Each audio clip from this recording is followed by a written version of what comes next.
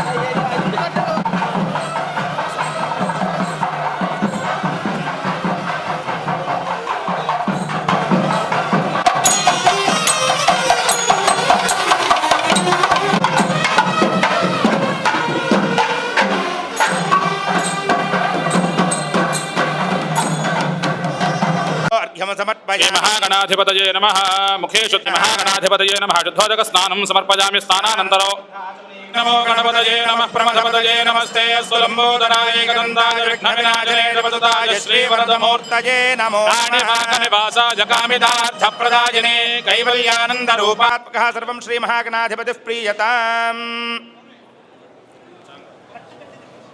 देवताभ्यो नमः ताम्बूलसमस्तोपचारपूजां परिकल्पयामि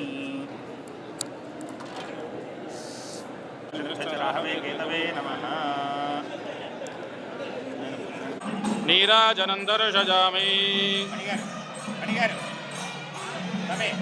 श्रीपतये हर हर महादेव तत्पुरुषाय विद्महे वक्रतुंडाय धीमहि. మోహన రామలింగ శర్మ గారు అలాగే కాణిపాక ఆస్థాన ఆధ్వర్యంలో పంచాంగ శ్రవణ కార్యక్రమం జరుగుతుంది.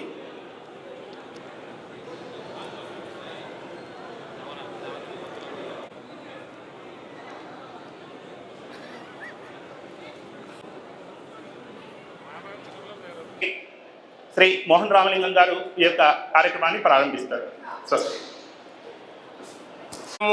పరాభవన సంవత్సరమని శంకించవలసినటువంటి అవసరము ఎంతైనా లేదు. ఇకపోతే ఇదివరకే మన ముందు వ్యాఖ్యానించినటువంటి వాళ్ళు ఆంగ్ల సంవత్సరానికి తెలుగు సంవత్సరానికి ఉన్న తేడా చెప్పారు. ఇక్కడ మన తెలుగు సంవత్సరంలో పరాభవన సంవత్సరంలో కూడా మనం మన దైవానికి మన వినాయక స్వామికి మనము పెట్టేటువంటి నైవేద్యం కూడా పచనం చేయనటువంటిది, అంటే అన్కుక్డ్ ఫుడ్. ఏది మన పంచాంగ ఇది ఉగాది పచ్చడిని మనము దేవునికి నైవేద్యంగా పెట్టి దాన్నే మనము స్వీకరిస్తూ ఉన్నాము. కాబట్టి అన్ని దీంట్లో మిగిలినటువంటి ఏవైనా ఉత్సవాలు జరిగినప్పుడు అభిషేకాలు జరిగినప్పుడు పచనం చేసినటువంటి ఆహారమే పెడతాము. దానికంటే ముందు కొబ్బరికాయ కొడతాము. ఇక్కడ మాత్రం మనము ఉగాది పచ్చడిని మనము దేవునికి నైవేద్యం చేసి దాన్ని మనము ఈరోజు స్వీకరిస్తాం. ఎందుకంటే అది ఔషధ గుణాలు కలిగి ఉంటాయి కాబట్టి దాని యొక్క ఔషధ గుణాల గురించి ఇదివరకే మన వ్యాఖ్యత చెప్పి ఉన్నారు. ఆఫ్టర్ ఈ యొక్క పంచాంగ శ్రవణం తర్వాత మీకు అందరికి కూడా అది ఆ పంచాంగం యొక్క ఆ నైవేద్యాన్ని మీకు ఇవ్వడము జరుగుతుంది.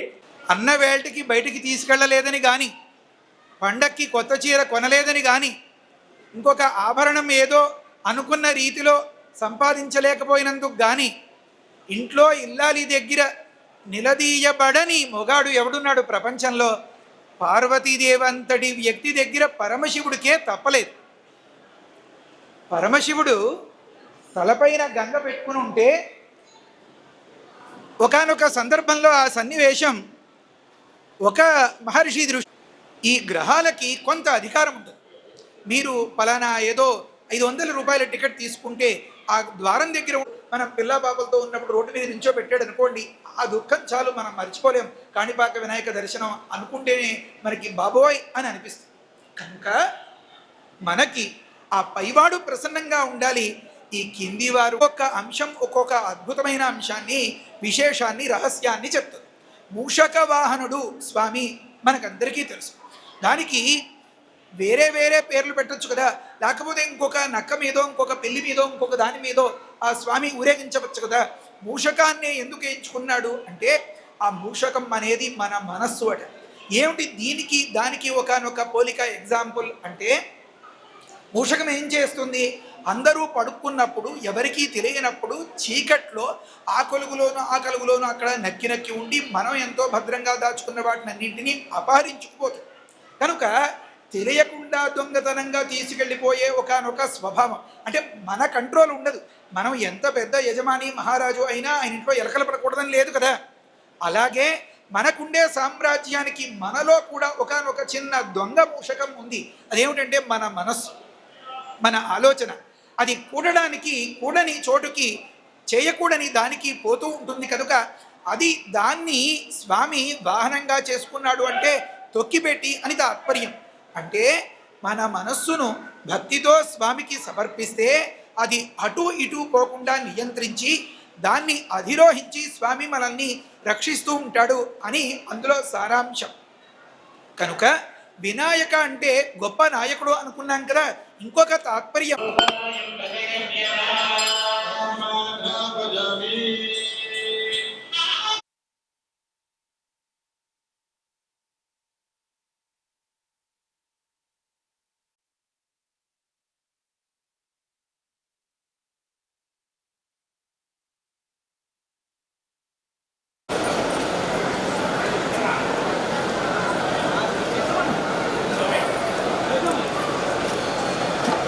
కొంచెం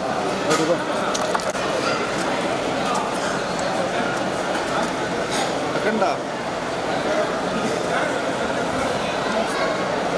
నమః కాణిపాక నివాసాయ కామితార్థప్రదాయనే కైవల్యానందరూపాయ శ్రీ గణేశాయ మంగళం. ఈరోజు అత్యంత శుభకరమైనటువంటి యుగాది సందర్భంగా కాణిపాక స్వయంభు శ్రీ వరసిద్ధి వినాయక స్వామి వారి దేవస్థానం ముందు ఈరోజు ఉదయం 9 గంటల నుండి స్వామివారిని కళ్యాణ వేదిక వద్దకు వేయించేపు చేసి స్వామివారిని అర్చించి ఈ సంవత్సరం దేవస్థానం వారి పంచాంగము స్వామివారి పాదముల వద్ద ఉంచి వాటిని పూజించి అత్యంత భక్తి శ్రద్ధలతో పూజాధికారులు నిర్వహించి పంచాంగ శ్రవణం చేయడం జరిగింది. స్వామివారి అనుగ్రహం చేత సమస్త భక్తులందరూ కూడా ఈ యొక్క పరాభవనామ సంవత్సర ఉగాదిని పురస్కరించుకుని అందరూ కూడా సుఖ సంతోషాలతో ఆయురారోగ్యాలతో పరిపూర్ణంగా వర్ధిల్లాలని మనస్ఫూర్తిగా కోరుకుంటూ దేవస్థానం తరపున శ్రీ పరాభవనామ సంవత్సర ఉగాది శుభాకాంక్షలు మరియు శుభాశీస్సులు. శుభం. ఓం విఘ్నేశ్వరాయ నమః. ఈరోజు మన వరసిద్ధి వినాయక స్వామి దేవస్థానం వద్ద నూతన పంచాంగ ఆవిష్కరణ జరిగింది. అదేవిధంగా మన పరాభవనామ సంవత్సరం ఈరోజు ఉగాది మొదటి రోజు కాబట్టి ఈరోజు ఇక్కడ పంచాంగ శ్రవణం పండితులు వేద పండితులు పంచాంగకర్త ద్వారా అదేవిధంగా ఆస్థాన పండితులు ఉన్నారు. ఈ పంచాంగాన్ని వినిపించడానికి మోహన్ శర్మ గారు కూడా ఈరోజు పంచాంగం కల్పించారు. ఈరోజు మన స్థానిక ఎమ్మెల్యే గారు, అదేవిధంగా మన చైర్మన్ గారు, బోర్డు సభ్యులందరూ కూడా ఈ కార్యక్రమంలో పాల్గొన్నారు. చాలామంది భక్తులు ఈరోజు స్వామివారిని వెంకటేశ్వర దర్శించడానికి వచ్చారు. ఈ యుగానికి ఉగాది అదే తెలుగు సంవత్సరానికి మొదటి రోజు ఉగాది రోజున అందరూ భక్తి భక్తులతో స్వామివారిని దర్శించుకుంటున్నారు. ఈ పరాభవనామ సంవత్సరంలో మంచికి జయం ఉంటుంది, చెడుకి ఎప్పుడు పరాభవం ఉంటుందని స్వామివారు పండితులు చెప్పారు. కాబట్టి రాక్షసానికి అన్యాయానికి పరాభవం, మంచికి ఎప్పుడు విజయం ఉంటుంది. కాబట్టి ఈసారి ఈ సంవత్సరం అందరికీ కూడా మంచి సుఖ సంతోషాలతో ఉండాలని